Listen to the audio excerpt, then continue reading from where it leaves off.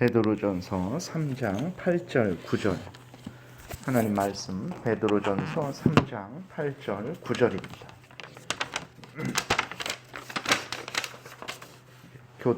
한 목소리로 같이 읽겠습니다. 마지막으로 말하노니 너희가 다 마음을 같이하여 동정하며 형제를 사랑하며 불쌍히 여기며 겸손하며 악을 악으로 욕을 욕으로 갚지 말고 도리어 복을 빌라. 이를 위하여 너희가 부르심을 받았으니 이는 복을 이어받게 하려 하심이라. 아멘. 기도드리겠습니다. 살아계신 하나님, 이 시간 하나님 말씀을 전하고 듣습니다. 성령께서 역사하셔서 우리를 향한 하나님의 뜻을 잘 깨달아 알게 도와주옵소서.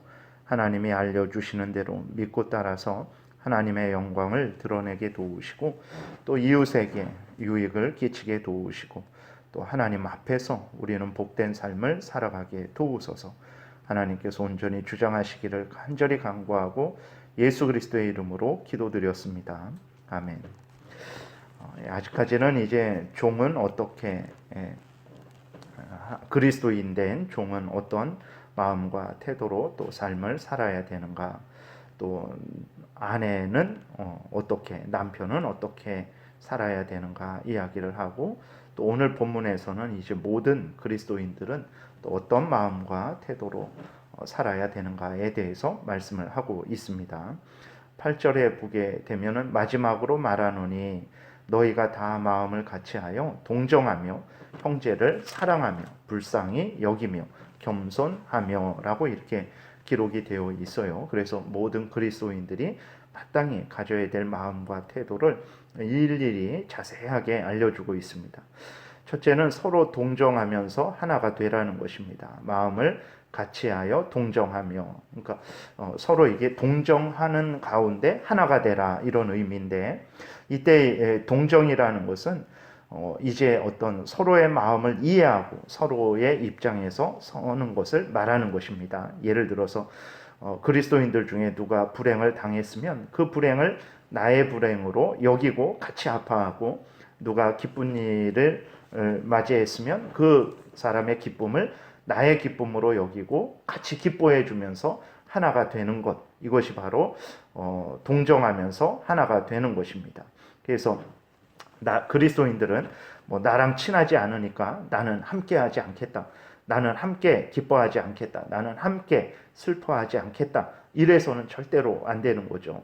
나는 누구에게 도움을 받지도 않을 것이니까 또 나에게 누구에게 도움을 주라 하지 말라, 나는 혼자 신앙생활 하겠다 라는 마음을 가져서도 절대로 안 되는 거예요. 그리스도인들은 한 가족입니다. 서로 연결된 지체라는 것을 우리가 기억을 해야 되는 것입니다. 내가 한 지체로서의 역할을 하지 않으면 다른 지체가 유익을 얻지 못하게 되고, 또 그것이 하나님께 영광이 되지 않는다라는 것을 우리가 기억을 해야 됩니다. 모두가 나와 같은 마음을, 그러한 내가 함께하지 않겠다라는 마음을 갖게 되면 어떻게 되겠습니까? 그것은 한 몸이 되지 못하는 것이죠. 그렇기 때문에 그리스도인들은 서로 관심을 갖고 서로 함께 아파하고 함께 기뻐하면서 하나로서의, 한 가족으로서의 삶을 살아나가야 되는 것입니다. 한 교회의 그리스도인들은 서로 이러한 동정을 하면서 한 마음 한 뜻으로 하나님의 영광을 위하는 그러한 신앙생활을 해 나가야 됩니다. 좀 더 확대해서 한 교회 내에서만 그래서는 안 되고, 다른 교회들에 대해서도 우리는 생각을 하고 또 그들을 이해하고 그들과 함께 같이 기뻐하고 아파하는 그러한 마음을 가져야 됩니다. 특별히 북한이나 중국이나 이슬람권에 있는 교회들, 그러한 성도들에게도 많은 관심을 가져야 되고 함께 기도해야 되고 함께 하나가 돼야 됩니다. 우리들만 편안하게 이렇게 신앙생활을 하고 있으니까 괜찮다라는 생각을 해서는 절대로 안 됩니다. 지금도 북한이나 중국이나 이슬람이나 다른 아직 치안이 안정되지 않은 그런 곳에서는 정말 예수 그리스도를 믿는 것 때문에 위협을 당하고 목숨을 잃는 경우가 허다합니다. 그러한 것들을 늘 생각하고 우리들이 이렇게 편안하게 신앙생활하는 것처럼 그들에게도 속히 하나님의 크신 은혜가 참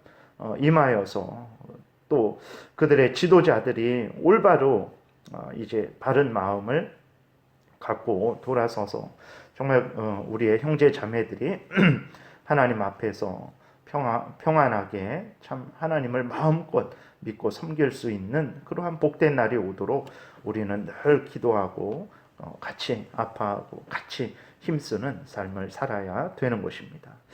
그 다음에는 이제 형제를 사랑해라라고 그렇게 말하고 있어요. 사랑이라는 것이 무엇입니까? 상대방을 소중히 여기고 아끼고 그를 위하는 거예요. 그리스도인들은 정말 서로를 소중히 여기고 그를 위하고 그를 아끼고 또 그를 위해서 수고해야 되는 것입니다. 또 불쌍히 여기라라고 이렇게 기록이 되어 있습니다. 그러니까 불쌍히 여긴다라는 것은 이제 인정 많게 대해라, 자비롭게 대해라. 서로를 대할 때 인정이시 자비롭게 서로 대하는 것을 말합니다.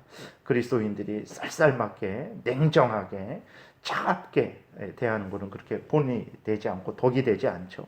서로 불쌍히 여기는, 인정 많게 대하는, 자비롭게 대하는 그러한 마음과 태도를 가져야 되고, 겸손하라라고 이렇게 또 말하고 있어요.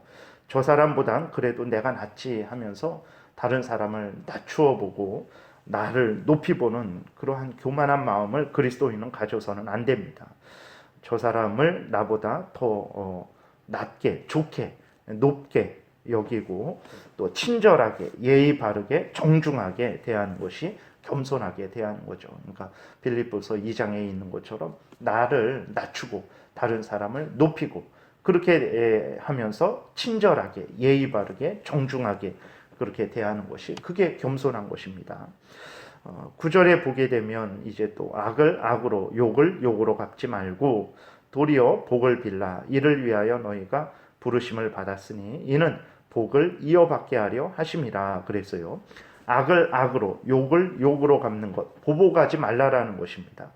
그리스도인이 되었음에도 불구하고 여전히 보복하는 일을 행하는 경우가 많아요. 하나님이 기뻐하지 않습니다. 하나님이 여기에서 보복하지 말라라는 그러한 의미는 첫 번째로는 이제 그 사람을 불쌍히 여기는 그러한 마음을 가지라는 것이죠. 그리고 그 사람이 이제 회개하고 돌이켜서 구원 얻기를 바라는 마음과 태도로 이 모든 일들을 행하라는 것입니다.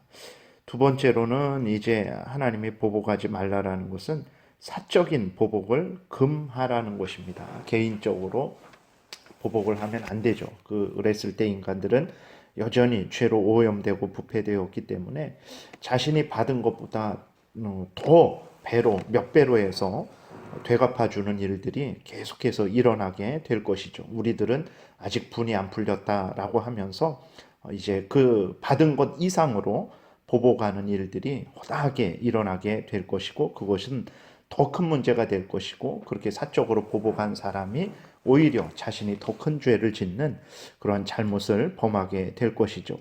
그리고 하나님께서 이렇게 말씀하신 것은 이제 공적으로 조치가 이루어지라고 말씀을 하는 것입니다. 그래서 하나님께서 그 공적인 조치를 취할 수 있는 자들을 세우셨죠. 그리고 그들에게 권세를 주셨습니다. 그것이 이제 교회에서는 당회를 통해서 그러한 치리가 이루어지게 하셨고 사회적으로는 이제 위정자들을 통해서 그 칼의 권세를 가진 자들을 통해서 이러한 모든 그러한 조치가 취해지게 되도록 그렇게 하셨습니다. 그렇기 때문에 하나님께서 세우신 그 질서를 통해서 그 잘못된 일을 바로잡고 또 그 사람에게 벌을 줘야 되면 하나님께서 이렇게 교회적으로 사회적으로 세우신 질서를 통해서 이 모든 일들을 하라고 말씀을 하시는 것입니다.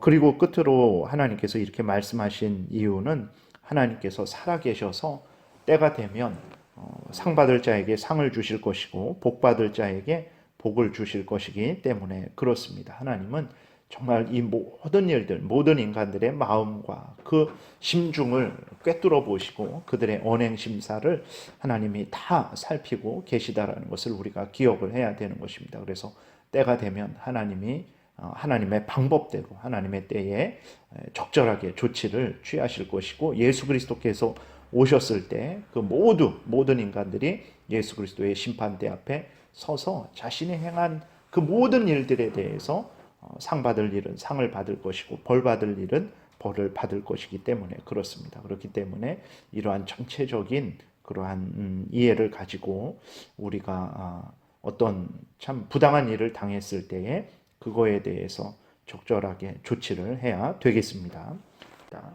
베드로 사도는 오히려 복을 빌라라고 이렇게 말을 하고 있어요. 보복하지 말고 오히려 복을 빌라라는 것입니다. 이런 말씀이 베드로 사도만 한 게 아니에요. 로마서 12장 20절에서도 내 원수가 줄이거든 먹이고 목마르거든 마시게 하라라고 이렇게 기록이 되어 있어요. 그리함으로 내가 숯불을 그 머리에 쌓아 놓으리라.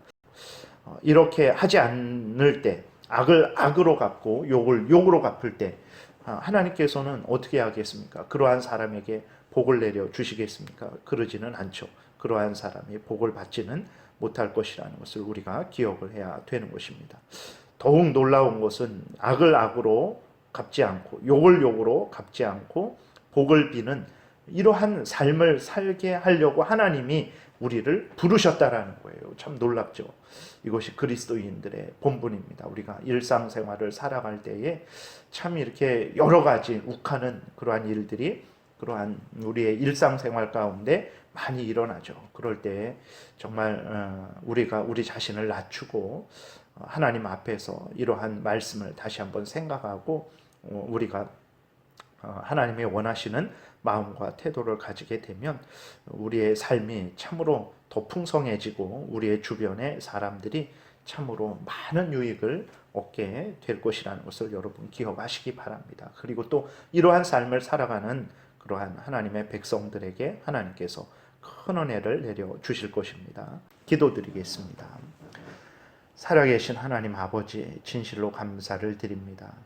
늘 이렇게 성경을 통해서 세세하게 우리가 어떤 마음과 태도로 우리의 신앙생활, 우리의 일상생활을 살아가야 될지에 대해서 일러주시니 감사를 드립니다. 이 말씀이 하나님의 말씀이요, 진리의 말씀이요, 생명의 말씀이요, 악한 사탄 마귀의 괴계를 분별하고 맞서 싸우고 승리하게 하는 말씀이요, 범죄하지 않게 하는 말씀이요, 천국길을 가게 하는 말씀이라는 것을 우리가 잊지 않게 도우소서. 이 복된 말씀을 따라 살아가게 되면 정말 우리의 삶이 복될 것이라는 것을 하나님께서 기뻐하시고 또 우리에게 은혜 내려 주실 것이라는 것을 늘 잊지 않게 도우소서. 그래서 열심히 하나님의 말씀을 따라 살아가게 도우소서.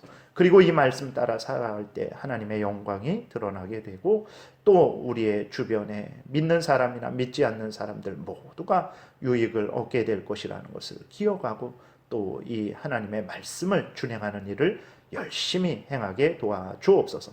감사드리고 예수 그리스도의 이름으로 기도드렸습니다. 아멘.